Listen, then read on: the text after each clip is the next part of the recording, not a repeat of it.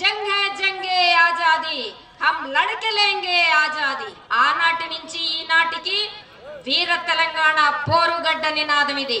ఎవరి నుంచి ఆజాద్? ఇది ఈనాటి ప్రశ్న. అది ఆనాడు మగ్దుమ్ మహియుద్దీన్ ఈ దేశం మీద వాంఛనన్న రైతుని బందూకు పట్టించిన కాలంలో అడిగిన ప్రశ్న.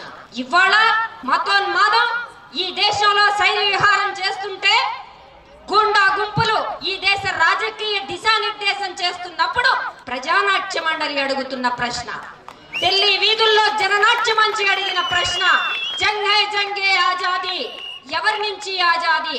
ఆజాదీకే పర్చం కే తలే. ఎస్, మేము స్వతంత్రం అడుగుతున్నాం. ఆత్మహత్యల నుంచి స్వతంత్రం అడుగుతున్నాం. ఆర్తనాదాల నుంచి స్వతంత్రం అడుగుతున్నాం. ఆకలి కేకల నుంచి స్వతంత్రం అడుగుతున్నాం. అడుగుతూనే ఉన్నాం ఆనాటి నుంచి ఈనాటి వరకు. ఆనాటి మగ్దుమ్ దగ్గర మొదలెడితే, దొడ్డి కొమరయ్య దగ్గర మొదలు పెడితే, సుద్దాల హనుమంతు దగ్గర మొదలు పెడితే, బండెనక బండి గట్టిన యాదగిరి దగ్గర మొదలు పెడితే ఈనాటి కౌల దాకా ఈ ప్రశ్న అడుగుతూనే ఉంటాం. అడుగుతూనే ఉంటాం. ఈ ప్రశ్నకి జవాబు లభించేదాకా అడగడం ఈ దేశ ప్రజల హక్కు. ఆ హక్కుని నిలదించడం మా బాధ్యత. కాబట్టి ఈ రంగస్థలంలో అడుగుతూనే ఉంటాం ఆ ప్రశ్న అడిగినందుకే దేశ రాజధాని నస్ర నెత్తుటి తిలకం హష్మి పరమదారుణంగా ప్రథమ క్రూరంగా ప్రశ్న అడిగినందుకు ఈ దేశంలో కార్మికులకు కనీసం తిండి తినే కనీస వేతనం మీరు ఇవ్వరా? హల్లా బోల్, నాకు తిండి పెట్టలేని రాజ్యం మీద అన్నందుకు భయపడింది ఢిల్లీ. రాజధాని ప్రభుత్వం వణికిపోయింది. ఒక్క కళాకారుణ్ణి, ఒక్క వీధి నాటిక 15 మందితో వేసుకునే కళాకారుణ్ణి అతను అడిగిన ప్రశ్నలకి వణికినాయి. గద్దెలన్నీ వణికినాయి. గద్దలన్నీ శరీర విహారం చేసినాయి. చంపేశారు, కొట్టి చంపేశారు. ఆగిపోయిందా? అతన్ని కాలం ప్రకటించింది నీ హత్యాస్థలిలో అచ్చమైన ప్రజా కవులు హష్మి వంటి వారని. ఊగిసలాడే కవుల ఊహల నిండా ఉద్వేగం నింపెను నీవెగరేసిన జెండా. ఆ జెండా ప్రజావాణి, దాన్ని ఎగరేస్తూనే ఉన్నారు ప్రజా కళాకారులు దేశవ్యాప్తంగా. ఢిల్లీలో మలేశ్రీ హష్మి దగ్గర మొదలు పెడితే గల్లీలో మన కళాకారుల వారు. అది ఏ సమస్య అయినా కావచ్చు. ప్రజల గొంతు ఇవాళ దురదృష్టవశాత్తు మీడియా హోర్లో, వాట్సాప్లు, సామాజిక మాధ్యమాల్లో కొంతమంది చెలరేగిపోతున్న దుష్ట శక్తుల చేతుల్లో అదే ప్రజావాణి కింద ప్రతిబింబిస్తున్న కాలంలో కులేక ఎవరితో మాట్లాడాలో తెలియ, ఎవరికి విన్నవించుకోవాలో అర్థం కాక మూల్గుతున్న ప్రజల యొక్క ఘోష ఎవరు చెప్పాలి? ఎవరు వివరించాలి? ఎవరు నేవలెత్తాలి? వేరే ఎవరు ఈ దేశానికి దిక్కు దివాణం లేదు. ఈ దేశంలో వాస్తవాలు మాట్లాడిన వాళ్ళు ప్రజా కళాకారులు మాత్రమే. వాళ్ళు మాట్లాడుతూనే ఉండాలి. లేకపోతే మీడియాలు కార్పొరేట్లకు ఊడిగించేస్తాయి. మీడియా వాళ్ళు మైనారిటీ ప్రజల్ని ఓచకోత కోసి పెళ్లాలను వదిలిపెట్టిన వాళ్ళని గద్దెనెక్కించి మహానుభావుడని పొగిడితే త్యాగ పురుషుడని అంటాయి. తమ రాజకీయాల కోసం పూటకొక మతకల్లోల చరిత్ర రక్తాలతో ఈ దేశ ప్రజల రక్తంతో లిఖిస్తున్న వాళ్ళని పెద్ద మనుషులుగా పొగుడుతాయి. ఏం తినాలి? నువ్వు నీ కంచంలో ఏం ఉండాలి? ఏం తింటే నీ మతం ఒప్పుకుంటుంది? నువ్వు క్రాఫ్ ఎట్టా పెట్టుకోవాలి? నువ్వు బట్టలే వేసుకోవాలి? ప్రతి ఒక్కటి జీవితంలో ప్రతి ఒక్కటి మత ఛాందసవాదం నిర్ణయిస్తుంది. అదే మా విధానం అని నిర్లజ్జగా ప్రకటిస్తున్న వాళ్ళకి నిన్న బడ్జెట్ లో రైతులు గుర్తొచ్చారు. కానీ రైతు ఇవాళ కూడా ఈ ప్రశ్న అడుగుతూనే ఉన్నాడు, ఈ ఘోరం ఎందుకు జరుగుతోంది? నేను చేసిన ద్రోహం ఏంటి ఈ దేశానికి? అక్కడతో ఆగుతోందా? మనందరం ప్రతి ఒక్కళ్ళు మన దేశభక్తిని నిరూపించుకోవాలంట. సర్టిఫికెట్లు ఇవ్వాలంట కొంతమంది మనకు దేశభక్తి ఉందా లేదా అని. ఈ దేశంలో రైతు తన దేశభక్తిని నిరూపించుకోవాలా? ఈ దేశంలో అడ్డా కూలి తన దేశభక్తిని నిరూపించుకోవాలా? రాజకీయ నాయకులు, దేశాధినేతలు మాత్రం విదేశాల్లో తిరుక్కుంటూ వాళ్ళ ప్రైవేటు ప్లేన్ల దగ్గర నుంచి వాళ్ళు పెట్టే అపారమైన ఖర్చులకి ఎవరికి జవాబు చెప్పక్కర్లేదు. వాళ్ళకి దేశభక్తి ఉన్నట్టే లెక్కనా? ఎవరు సర్టిఫికెట్లు ఇవ్వాలి ఈ దేశంలో సామాన్య జనానికి దేశభక్తి గురించి? వీళ్ళకి తెలుసా దేశభక్తి అంటే ఏంటో? పద్మావతి సినిమా మీద రగడ పార్లమెంటరీ కమిటీ వేస్తారు. దాని మీద ఒక్క 15వ-13వ శతాబ్దంలో 700-800 ఏళ్ల క్రితం ఉందో లేదో తెలియని రాణిగారి శీలను కాపాడడానికి ఢిల్లీ నగరం, రాజస్థాన్ అన్ని తగలబడతాయి.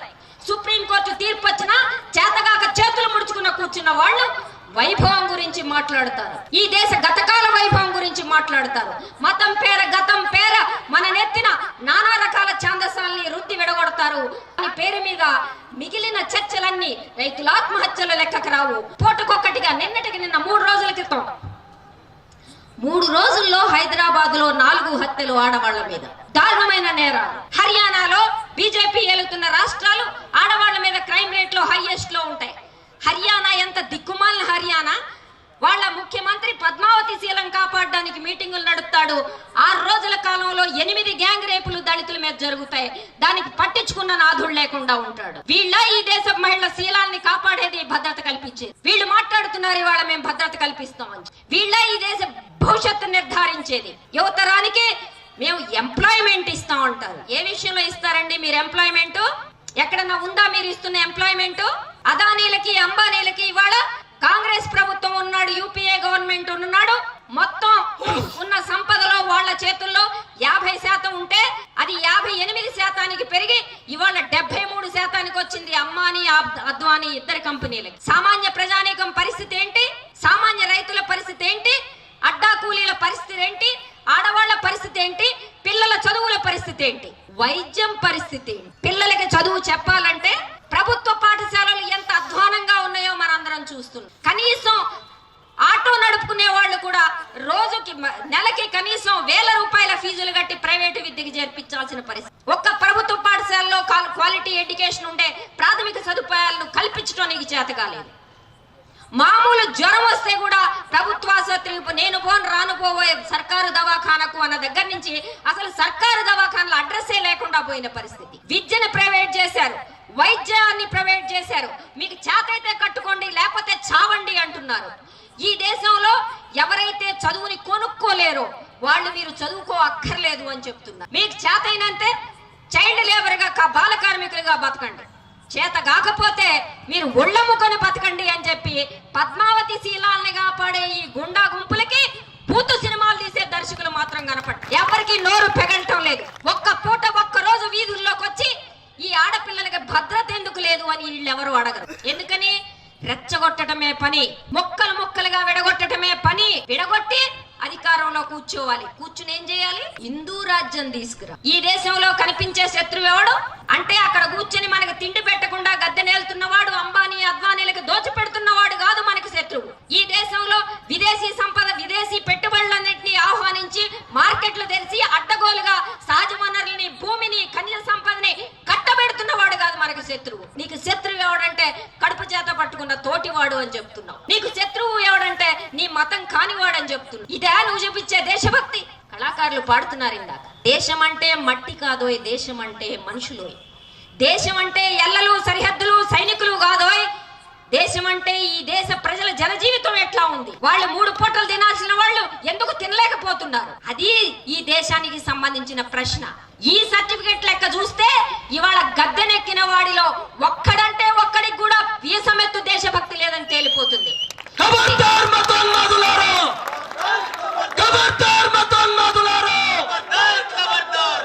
నేర్పించండి.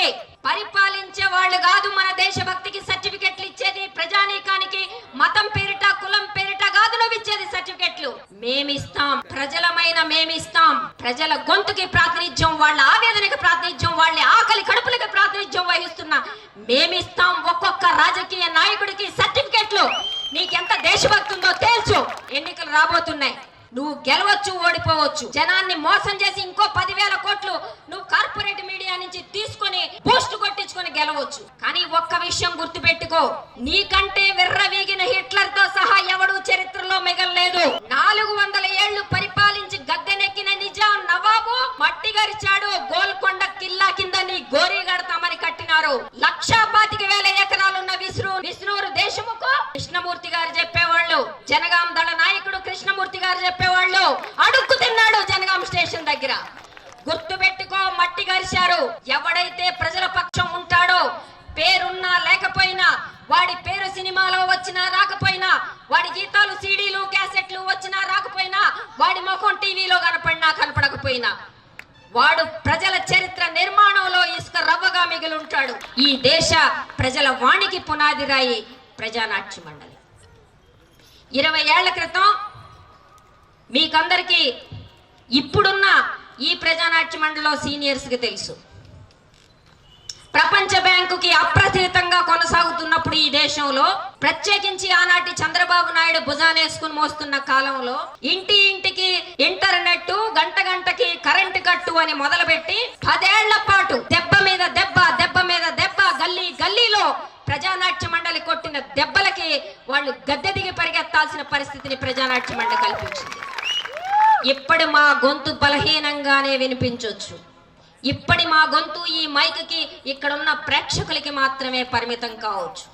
కానీ ప్రజానాట్య మండలి గొంతు చీమలు దారులు చేసుకున్నట్టుగా అది నిరంతరం ప్రవహిస్తూనే ఉంటుంది, నిరంతరం ప్రవహిస్తూనే ఉంటుంది, మార్పు తీసుకొస్తూనే ఉంటుంది. ఇది పైకి కనపడదు. పైకి కనపడ్డప్పుడు మేధావులందరూ ఎందుకు ఇట్లా జరిగిందా అని జుట్టు పీక్కుంటారు. గుర్తుపెట్టుకోండి మిత్రులారా, మనం పునాది రాళ్ళం, మనం జనంలో బతికేవాళ్ళం, జనంతో బతికేవాళ్ళం. మనం వాళ్లతో ఉన్నంత కాలం మనని ఓడించగలిగిన వాళ్ళు లేరు. మనతో వాళ్ళు ఉన్నంత కాలం జనం గొంతు వినపడుతూనే ఉంటుంది. ఈ రెండు కలిసి జమిలిగా సాగుతూ ఉండాలి. ఏ మీడియా అయితే ప్రజలకి వ్యతిరేకంగా ఉండే సంస్కృతిని ప్రజల చేత ఆమోదింపజేస్తోందో, వాళ్ళ చేతులతో వాళ్ళ కన్ను పొడుస్తోందో, ఇంటిలో ఒక టీవీ పెట్టి, ప్రతి చేతిలో ఒక ఆండ్రాయిడ్ ఫోన్ పెట్టి ఇది మీ జీవితాలను శాసిస్తుంది అని చెప్తుందో, వాళ్ళొక్క విషయం మర్చిపోతున్నారు. నీ మీడియా కంటే, నువ్వు చెప్పే అనేక రకాలైన విషయాల కంటే మనిషి మేధస్సు గొప్పది. యంత్రాలు మనిషి మేధస్సుని కంట్రోల్ చేయలేవు. మనిషి సృజనాత్మకతకి ఇవి ఊతం ఇవ్వచ్చు, కానీ మనిషి సృజనాత్మకతని అవి రిప్లేస్ చేయలేవు. మీరు పాడే పాటకి, మీరు వేసే అడుక్కి, ఆ మీడియాలో కనిపించే రిపీటెడ్ గా కనిపించే ఏ ఒక్కటి కూడా దానికి పోటీ కాదు, సాటి కాదు. కానీ అదేం చెప్తుందంటే కళాకారులారా, ఆ మీడియాలో కనపడితేనో, ఆ టీవీలో కనపడితేనో, లేకపోతే ఆ సినిమాలో కనపడితేనో మీరు చాలా గొప్ప వాళ్ళు అని చెప్పి బూస్ట్ కొడుతుంది. అక్కడ కనపడే వాళ్ళందరికీ అది బూస్ట్ కొడుతూ ఉంటుంది. మిత్రులారా, వాళ్ళందరూ మట్టి కాళ్ళ హీరో. వాళ్ళని బయటకు వదిలిపెడితే వాళ్ళు ఏం మాట్లాడాలో వాళ్ళకి తెలియదు. పాపం ఎవడన్నా రాసిస్తే మాట్లాడతారు. వాళ్ళతో మీకు పోటీ ఏంటి? అసలు మిమ్మల్ని మీరు ఎందుకంత తక్కువ చేసుకుంటున్నారు? ఎందుకు కుంగిపోతున్నారు? వాళ్ళ కాళ్ళ కింద మట్టి లేదు, శూన్యం ఉంది. మనం స్థిరంగా పాతుకుని ఉన్నాం మట్టిలో. మట్టి కంటే గొప్పది ప్రపంచంలో ఇంకోటి ఏం లేదు. నిలబడండి. మనం నేల మీదే నిలబడి ఉన్నాం, కానీ మనం ప్రజా కళాకారులం. తలెత్తితే ఒక దేశపు జెండాకున్నంత పొగరు ఉండాలి మనకి, అంత ఆత్మాభిమానం ఉండాలి మనకి. ఎస్, ప్రపంచం మొత్తం మనం జయించేందుకే ఉంది. మనం కోరుతాం, జంగ్ హై జంగే ఆజాదీ, आजादी के मत वालों की, मजदूरों की, दहखानों की, मजदूरों की जंग है जंगे आजादी। जब हम अपनी हिस्सा मांगेंगे, एक खेत नहीं हम सारी दुनिया मांगेंगे और लेके रहेंगे। जंग है जंगे आजादी। నీ మీద స్వతంత్ర పోరాటం మానవత్వం కోసం, మతం కోసం కాదు, నరకటానికి కాదు, ప్రేమించటానికి, నిలబెట్టడానికి, ఈ దేశ రాజకీయాల్ని మలుపు తిప్పడానికి. జంగ్ హై జంగే ఆజాదీ. ఈ దేశంలో కాశ్మీర్ నుండి కన్యాకుమారి వరకు ఏకశిలా సదృశ్యమైన, నువ్వు చెప్తున్న తప్పుడు భారతీయ సంస్కృతి కాదు, ప్రజల శ్రామిక సంస్కృతి, శ్రామిక ప్రజల ప్రత్యామ్నాయ సంస్కృతి. నీ మీడియాని ఓడించడానికి, నీ టెక్నాలజీని ఓడించడానికి, మనిషి సృజనాత్మకత, మానవ మేధస్సు, మానవ శ్రమ ఈ ప్రపంచాన్ని నిలబెడుతుందని నిరూపించడానికి వస్తున్నాం. మేం మనస్సులం, మేం మహస్సులం. మాట మాటకి మోగు పాటలాగా, మీటకి మోగు కిన్నెరలాగా మేం ఆడుతాం, మేం పాడుతాం. మేం ప్రజా కళాకారులం. మేం సాగుతాం, మేం రేగుతాం. నీకిదే హెచ్చరిక.